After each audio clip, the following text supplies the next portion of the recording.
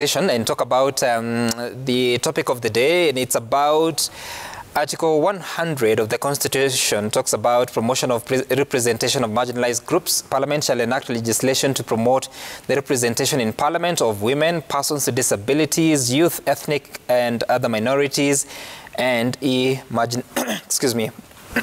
marginalized communities. And Ole Mpaka, let me begin with you.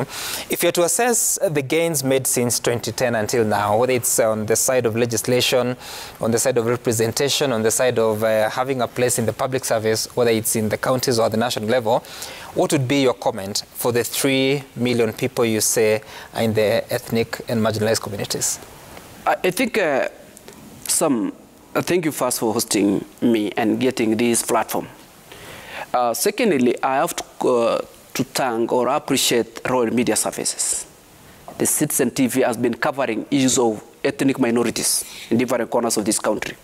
The other day, you have been airing the story of Ilmanyang, who are 100 people in Turkana, 100 in number in Turkana. That's a community.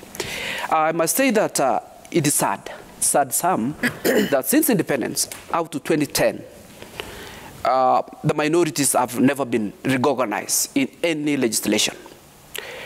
2010 Constitution was our hope as minorities, ethnic minority communities, because we thought devolution could be the cure of all our problems that we have been facing as ethnic minorities. But to our surprise, devolution of the 2010 Constitution also further marginalized us. When I'm talking of 79 minority communities, these are ethnic minorities who have never been recognized in this country. In our census report, subsequent census recognized to say they're not... I mean, they're not being officially being recognized. Other communities are called others. In the census report, you may be getting a column which says other minority, others. Others are these minorities that I'm talking about. People who doesn't have a code. They have never been given any serious attention in this country. And I've said our hope was the 2010 Constitution. Because we thought devolution, the counties could have been the remedy of the problem that these minority communities are facing. To our surprise, it turned to be the opposite. Everything has been devolved from the central government to the counties, including ethnicity, nepotism, and tribalism that we have been talking about. Further marginalizing these communities. In terms, when you read Article 56, and I think the commissioner is here, and he is coming from GEC, a commission that is supposed to actually give up these ethnic minority communities. You know, in our constitution, under the Bill of Rights, special interest groups are very clear. Senator Maura is lucky he's here. Courtesy of that, because it's from the people living with disability. We have special interest groups in our constitution. These are women, youth, people with disability, minority and ethnic groups, communities, children, the elderly. They are in that special interest group category. It is only this special interest group, and it is good because Commissioner is here, that has never been given any serious attention. They don't have a legal framework that is, addressing their issues. They don't have a policy in place that is dealing with or giving provision to these constitutional, articles. Article 56 is very clear. An Article 100 that you mentioned on representation of special interest groups. But Article 56, we don't have a bill that is covering or addressing this issue. Article 100, we were able to push through Parliament from 2019. It went through up to Senate. That article was the only hope for representation of special interest groups. Let me say other special interest groups are better. What was the outcome at the Senate? Pardon? What was the outcome? The outcome is still in Senate. We went to meet we had a meeting with the Speaker of the Senate, Honorable Lusaka, we had a meeting with, as minority communities, asking him what is not happening. Okay. Let me tell you, Sam, in this country, the political elites are giving attention to what matters to the majority, who has numbers. We are suspecting that this bill are stuck in parliament because there is lack of political goodwill. Are you talking about the representation of special interest group bill? Yes. Okay, I'll get back to you. But Senator, I'm looking at the article he just mentioned, the Article 56 of the Constitution. The state shall put in place affirmative action programs designed to ensure that minorities and marginalized groups participate and are represented in governance and other spheres of life, provided special opportunities in educational and economic fields, provided special opportunities for access to employment, develop their cultural values, languages and practices, and have reasonable access to water, health services and infrastructure. You've been in Parliament for close to 10 years now. Maybe you've done 9 since the National Assembly in 2013, but it could be 10 soon. What has been your experience in furthering the interests of the Constitution in representation of special interests and also them feeling that they're not disadvantaged because of their nature? I'll be 9 years, I think, on 28th of March. That's when I will be 9 years in the National Assembly and Senate. Of course, I was out for 7 months. Now, it's been very difficult to push for special interest groups. Issues on the floor of the House has not been very easy because you are a lonely voice and you also come from a point of disadvantage when you represent the special interest groups through the special interest seats. Because even when Article 127 provides for the Parliamentary Service Commission, and Article E, Sub-Article E there talks about empowerment, ensuring that the welfare of members is taken care of. You have a constituency that covers the whole country, ideally, but you are treated as if you come from half a constituency. So you don't have the requisite number of staff. You don't have the resources that you require to move around. For example, if I wanted to go and meet people with disabilities in, amongst the Ilchamus, for example, my brother is here, I don't have those resources. You see, if it is even travel, I am seen as having come from Kiambu. Can you imagine? And when you go to the Senate, it's even worse because then you are a delegation. So I am from the Kiambu delegation, and Kimani Wamatangi is the one who is a leader of the delegation by dint of having been elected. And so he has a fast shot at, bills at concerned counties, which happen to be almost everything, including some of the bills that I have sponsored. It's not been very easy on 2 levels because then, one, you have to push for it, and we have done 1 or 2 things. In fact, I have 7 reports of my work since 2013. But at the same time, some others, you look at the bigger systemic malfunctioning of Parliament, as it were, in terms of implementation of what resolutions Parliament passes. That is an endemic problem that affects the whole, whatever architecture of Parliament. The implementation committees of the National Assembly, the Senate, and whatever, they've not really worked very well. Further to it, there is also just the issue of power play. Now, it's good Sam, that there's a hierarchy in Parliament. The most powerful parliamentarian is a constituency member of Parliament. The most powerful one, because he or she, and particularly he, and there's a reason why I'm saying he, has got all of the powers, the CDF and whatever. It's the most entrenched position, it's the most consistent since independence, followed by the senator. Because it's largely male-dominated, it's wider, covering wider area, and therefore, then the women rep.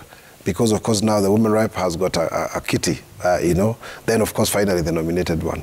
So if you look at that tier, then you realize that you are the bottom of the pyramid.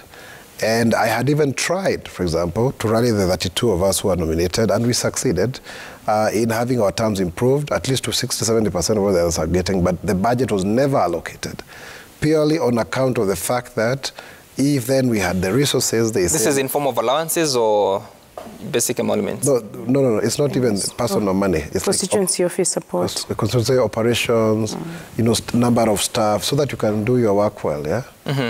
They say that then, moreover, if he gets that, he's going to unseat his current member of Parliament. That's their greatest fear. And my rejoinder to that is that even if you don't, you'll still be removed anyway. So it doesn't help. But it goes ahead to have, what you call systemic discrimination. It happens that way. So you cannot come out here and start complaining to the people that expect that they see you as a parliamentarian on equal terms with others. And in actual sense, it is not the case. Okay. But even then, we've been able to be vocal, to be visible, to push for certain pieces of legislation that have been very progressive, certain petitions. I mean, I have actually had the highest number of bills in the Senate, 9 of them to be precise. You know, how many have been passed? Sorry? How many out of those 9 have been passed? Not very few of them. The reason being of this issue of the bicameralism. Yeah. It's like you know, we go around in circles. Any bill that currently we are debating is unlikely to see light of day because what time is there? Not unless it's highly politically charged. And so this particular bill on representation of special interests, yes, please. How far is it in the Senate? It was debated, if I remember well, up to, I think I may have left by the time it was supposed to come for second reading. But I stand guided. But it was a very woolly bill. It's not something personally I like. It gives on one hand and takes on the other. The sense I got is that you kind of just want to fulfill the requirement that Article 100 should have an enabling legislation. In terms of substantive, in matters, substantively, I had actually proposed one of the ways to guarantee, for example, to have representation in Parliament. In 2013, we had Susan Lekorere, Paulata, who later on was elected. She was nominated on account of being, from, the Ogiek, the Honorable People.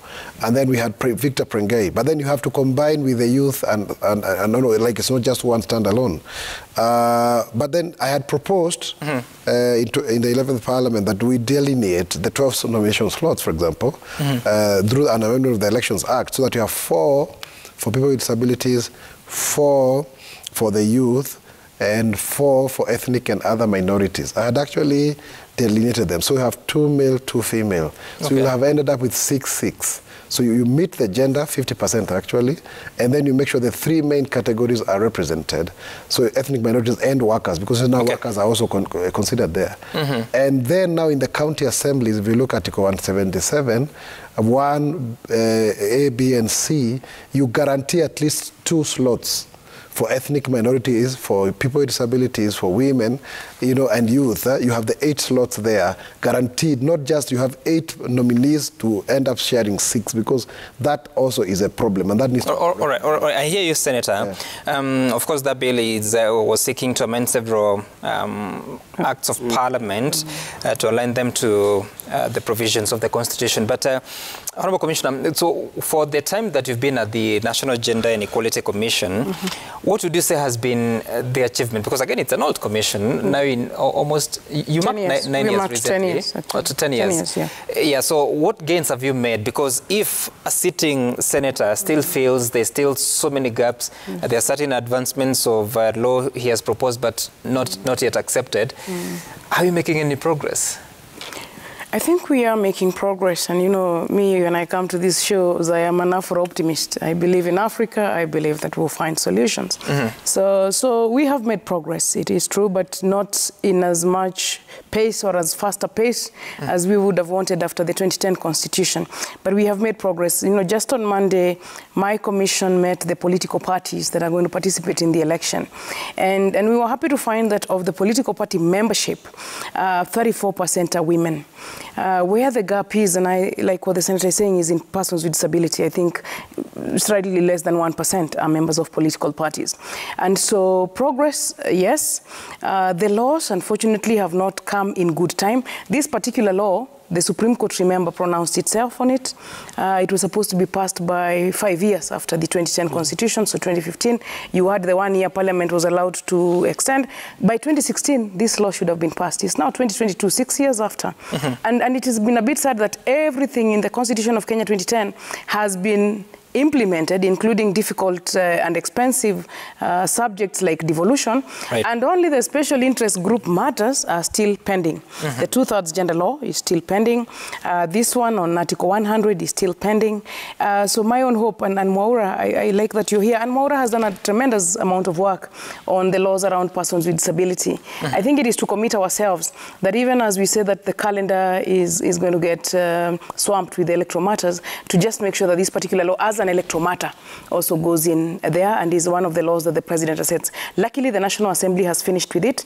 So if Senate could pass it as is, that would fast track the process of getting it assented to, so that some of the provisions that are envisaged, including a definition on special interest groups in the Political Parties Act and in the IEBC Act, and allowing NGEC to then have an oversight role around inclusion of special interest groups. But I mean, you can say progress in the sense of having more numbers of special interest groups now in our decision-making spaces. The problem is that we have not achieved the thresholds of the Constitution. 81B on the 2/3 gender rule for women, 54(2) on 5% for persons with disability, and then the inclusion of ethnic minorities within the space. Because, you know, the special interest groups are 5. Women, youth, persons with disability, ethnic minorities, and all the members of society. Yeah. So we need to get into the thresholds that are allowed. And the sad thing even for us in the women's movement is that we don't have the 2/3 law. Luckily, IEBC has now come out strongly to say that it will not accept a list of political party candidates that is not 2/3 compliant. And I think they should also add there that is not Article 54(2) compliant. So you, as a political party, must go and make sure that your candidates meet the 2/3 requirement, and you also have some persons with disability. So if that requirement is enforced, we see the election that we're going into having an excess of 4,000 women candidates. Because, you know, in politics, you start by fronting yourself. Unajileta kwanza, because we can't get you from anywhere else. You have to come to the field. So 4,000 women candidates to give us a good chance of getting the 2/3 gender rule satisfied in the ballot. If that doesn't happen, I think after the election, we have to pick up this conversation in terms of the laws and the formulas that we still need for the purposes of ensuring that the special interest groups are covered. The political parties funding, you know, in the conversation we had earlier about the former vice president, I've been a bit myself, you know, sort of almost amused that one of the problems is the political parties fund. I don't know, why can't they just pay that so that, you know, that matter is cleared? We are now left with the other issues that we need to, so that the trust deficit starts to be addressed. But in the political parties fund now, there are requirements as to how a party will benefit from that fund if they include the special interest groups in their leaders and in their lists and in their numbers of those that are elected. And I think that should then allow parties to easily give tickets to persons of special interest categories. I think that that's going to be tested in this election. The ORPP is also very clear, the Register of Political Parties, as to how that's going to be. The one thing we have missed, which we were hoping for, was a fund to support candidates who are from special interest groups. I think that did not come through. But it's a journey, it's a continuum.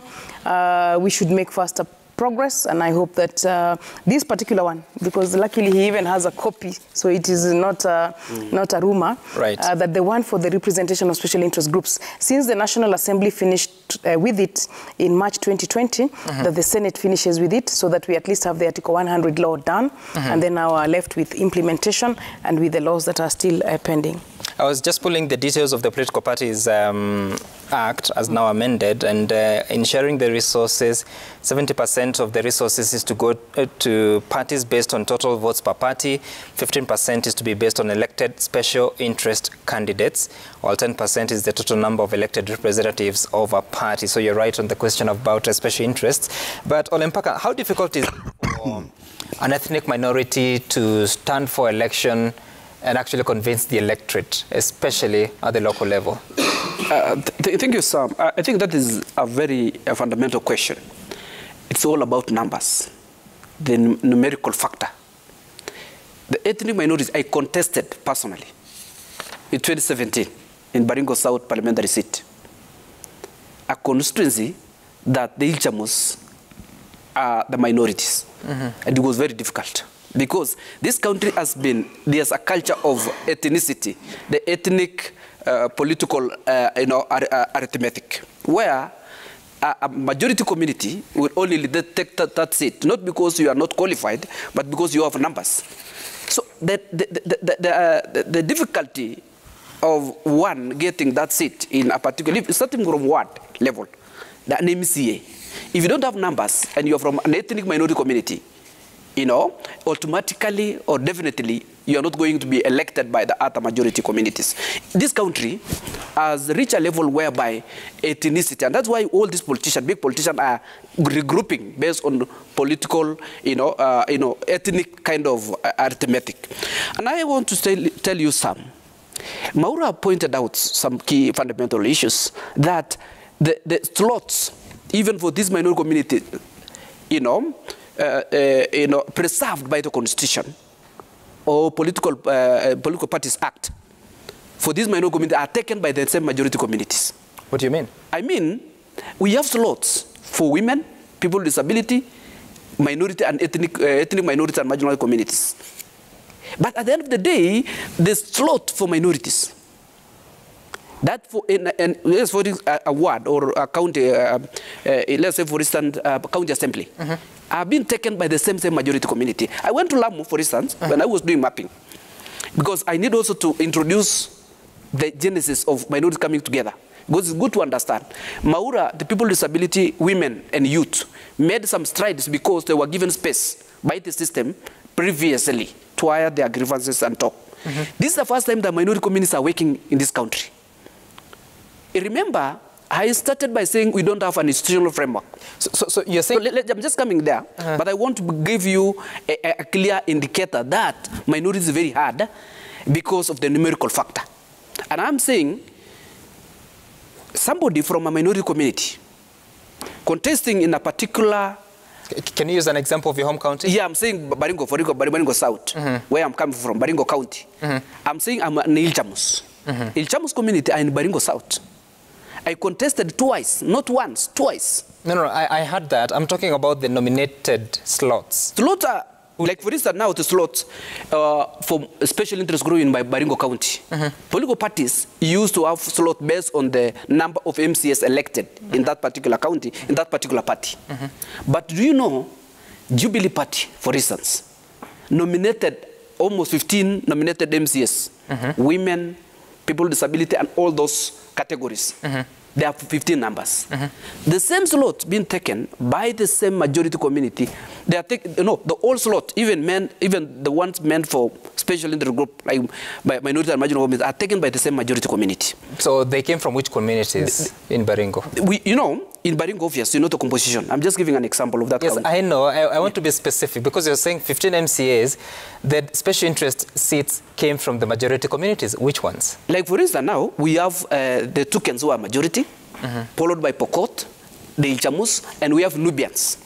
Do you know the 15 slots have been shared by the majority community, the two majority community, those slots made for special to take care of the special interest group and people with disability. And that minority community in that county, did they have members within these political parties? Because you nominate from a party list. Like for instance, Nubians. I'm just giving an example for Nubians. Nubians are in Baringo.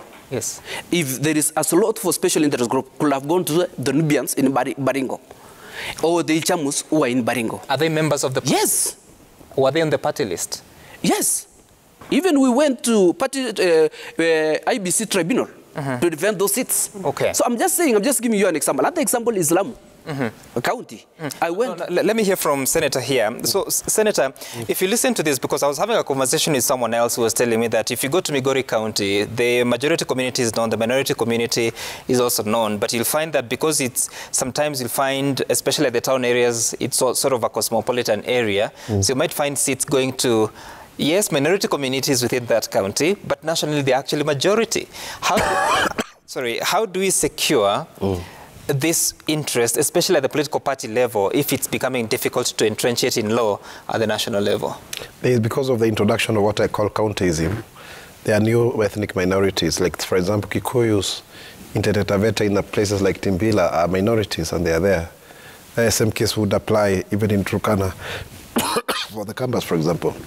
So for them to be represented in those counties as minorities, it is actually their right, because they suffer.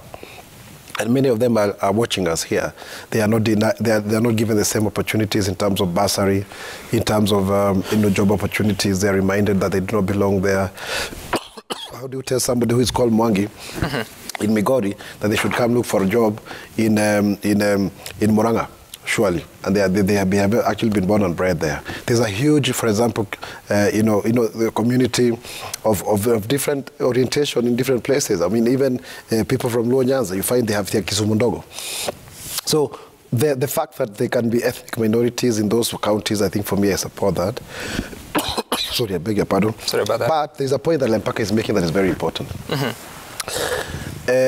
Ethnic minorities don't know how to caucus politically, and they are ignored, and they come from a point of disadvantage. They are incoherent. They have not have mastered the art, of moving and being and showing their clout. And even just to build an individual who then can stand up amongst them, it takes a lot of work. I have been doing this for many years, so I know what I'm talking about. And because of that lack of energy, lack of knowing how to go about it, whatever the baggage, I can call it, it really bogs things down. They may not have very strong societies and organizations that can maybe give them the thrust to run for office or even just to have platforms. Most of them depending on donors, you know what I mean. They tend to be way behind. And this is something that people don't seem to understand. Even for me right now as a candidate when I am running to be elected, not to be nominated, and I did that in 2017, my opponents were still saying Maura will be nominated. People think that then these seats belong to certain special groups of people. And you have to work 10 times harder.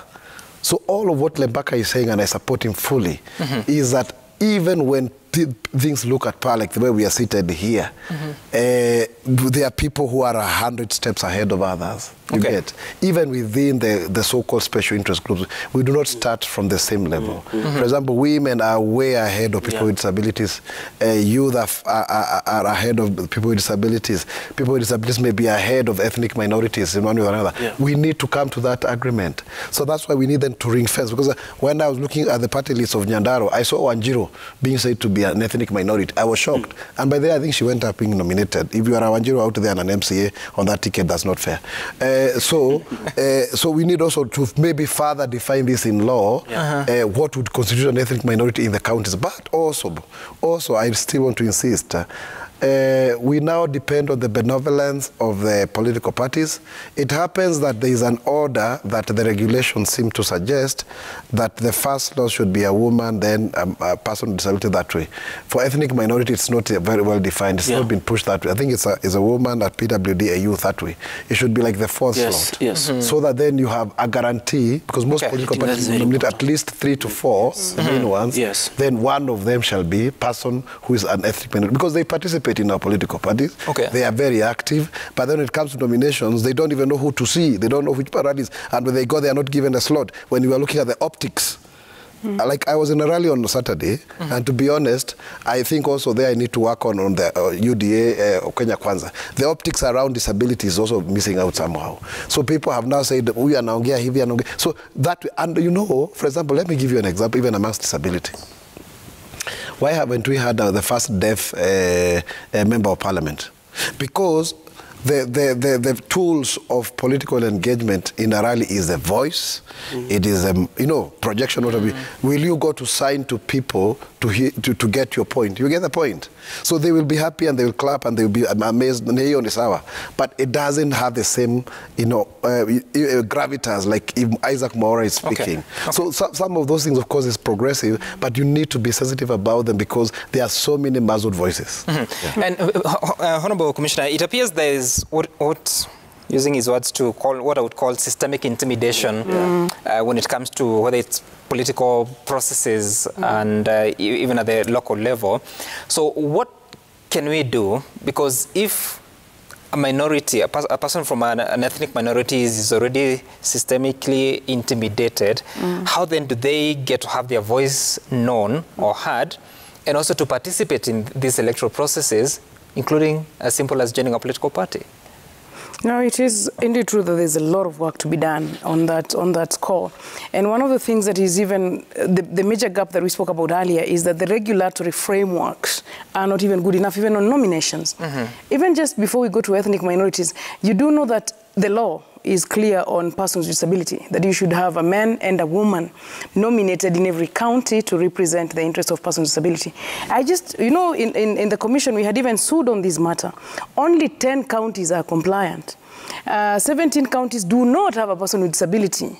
And we now have a new interesting language of disability fulani. Yet even me seated here, niko na disability, you know, in my body. You probably may not see, but it is niko you know, even people joke at niko financially disabled, you know.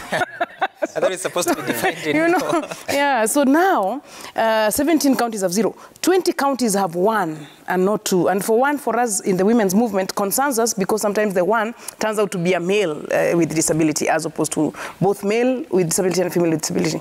So the problem we have with this sector of special interest groups is big. Where the law is clear, there is a problem of implementation. Where there is a gap in law, like we now have with ethnic minorities and marginalized communities, we still need to develop that area of law. But it starts from Parliament. Mwaura will tell you, as he's saying correctly here, that he brings a bill with persons with disability. The House Business Committee will never prioritize it. So you first start by putting in the right number of members of Parliament to then go and make the regulatory framework, you know, good for everyone. We brought the 2/3 law. I mean, how many? There was Duale 1, Duale 2, Duale 3. In fact, we haven't done Kemunya 1.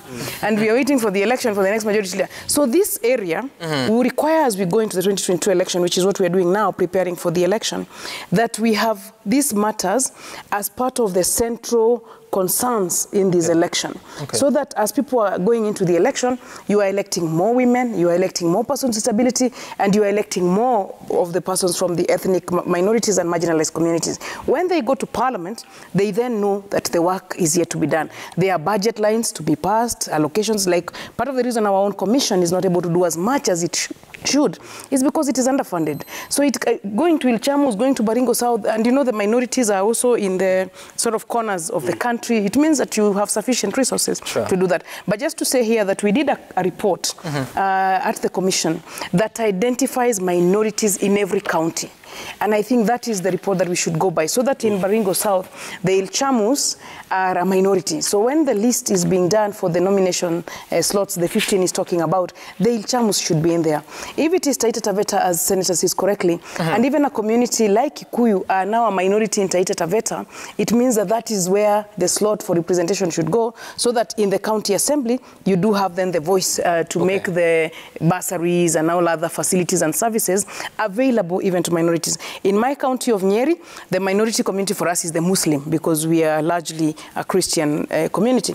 It means that in your list of nominations, you must have some of those Muslims. That report is we're going to use it for this election to just make sure that in the nomination slots, the different categories and the different minorities in that county are the ones that get the slots. But there must be members of the parties. They need to be members of the county. I mean, I think that you're making a good point around the special interest groups also joining the mainstream political parties. When I was coming into politics, I had that debate: do you go to a small party as a minority, for example, as a woman, or do you go to a large party? And in my own conviction now, it is better that the minorities are in big parties. So I don't want to invite them to Azimio coalition. That's what you did there. I'll give an opportunity to close, but I want us to quickly look at the feedback that is coming, because it's already past 8 a.m. On what Kenyans are saying. The Twitter handle to use is at Citizen TV Kenya at Sam Gichuku. The hashtag to use is Daybreak. Sengeli Brian, political parties lack proper mechanisms in ensuring nomination of minority and marginalized communities. They have been disenfranchised because of limited resources and muscles to match the clout. There has to be radical design changes in electoral governance. Kiprop Kenya, Kalonzo Musyoka should be honest first with himself. Ruto, who was Uhuru's number 2, went out and made a name for himself and positioned himself as a formidable force. As for him, he has been waiting for a Kalonzo Tosha moment. Well, that's about our earlier conversation. C2, you're saying Kalonzo and Raila both breached their agreement since they formed One Kenya Alliance and Azimio respectively. Kalonzo should go on and forget, but choose political formations carefully. Okelo Mwalimu, by exposing secret deal with Raila, Kalonzo was simply trying to raise his stakes within the proposed Azimio One Kenya Alliance, One Kenya coalition. He knows that he won't get coalition's presidential ticket and is therefore trying to outfox others as he goes for the running mate slot. Is that so? Jem Soma, the problem is not Kalonzo Musyoka, but a section of Wiper leaders from Ukambani who are holding him at ransom. Have we not seen them give him ultimatums for warming up to Raila? Agumba Steve, Kalonzo Musyoka should learn that coalition agreements are never respected, nor faithfulness. After all, he has no tangible followers. Wow. Azimio already has the Eastern governors inside. He better join Azimio to be safe or get to... Wow. Quite strong language. Kalonzo told us that he would be a fool to support Raila again, and now he's accusing Raila for not honoring the MOU.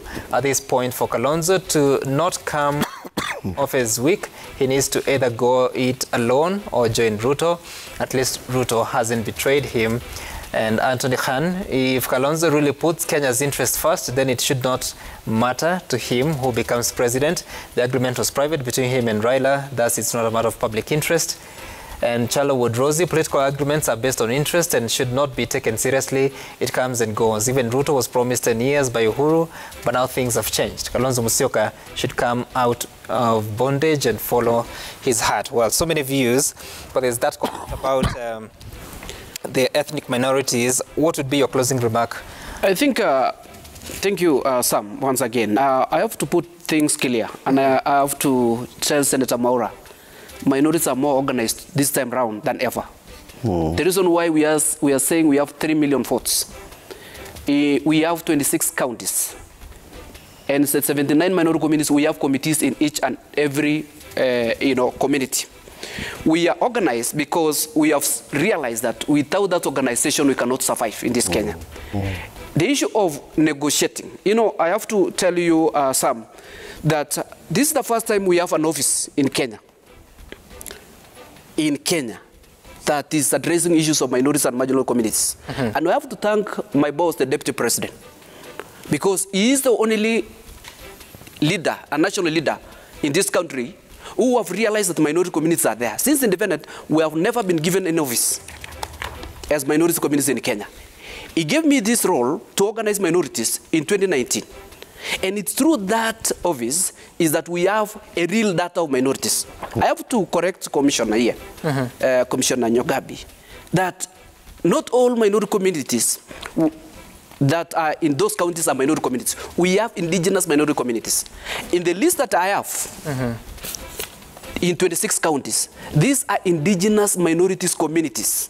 We are talking of 26 counties. Like here, we have Yaku Poristan. That's a real minority community, indigenous minority communities. There is a narrative that the majority community who maybe for one reason or another, they shifted to another county to do business, are minorities. We have indigenous minority community, and that's what we have been missing. We have been lacking data. And through the office that I was given, I went through the country to collect data of the indigenous minority communities. And I think, Commissioner, the Commission should approach me, because I have a data that no any other Kenya has. Or you should approach the Commission. Yes. Yeah, so the Commission will help us. Okay. We identify these minority communities. On the issue of political representation, we are engaging as the caucus, because we have national minority professional caucus. Okay. And networks we have on the ground, engaging these political big parties. So already we have talked, and I've given you, there is something I've shared with you, where the Deputy President recently said the Kenya Kwanza are considering, accommodating minorities in their parties, so that this issue of nomination will be clearly dealt in the party system. Okay. So I just want to make it clear to Commissioner that the issue of ethnic minorities has not been given a serious platform because they have been lacking a voice. Now we have a voice. I hear you, and out of that I get to, I'm out of time. I get two areas. There's the conflict between who ethnic minorities are and what marginalized communities are, which I think it can only be cured by proper definition. Definition, yes. Yes, Honorable Priscilla. No, just a quick one. It's just that to confirm that every Kenyan matters, and that in this election we're going to every Kenyan matters, all 47 million of us. So it's true that what he's saying, the data is important, and so is also the inclusion of everyone. And I think that we should have the regulatory frameworks that allow us to do that. But in this election, every Kenyan matters. Okay. AWD, woman, youth, ethnic minority, marginalized community, all of us matter, and all of us must play a role in the upcoming election. Okay, all right, thank you. Thank you all, Senator Isaac Mora, Honorable Priscilla Nyokabi, Commissioner from the National Gender Equality Commission, and Amos Ole Mpaka for making time for us to have this conversation. Of course, this continues. We'll try to, as much as possible, bring more attention to this so that Kenyans are aware, even as we head to the August 9 election. See you some other time. My name is Sam Gituku.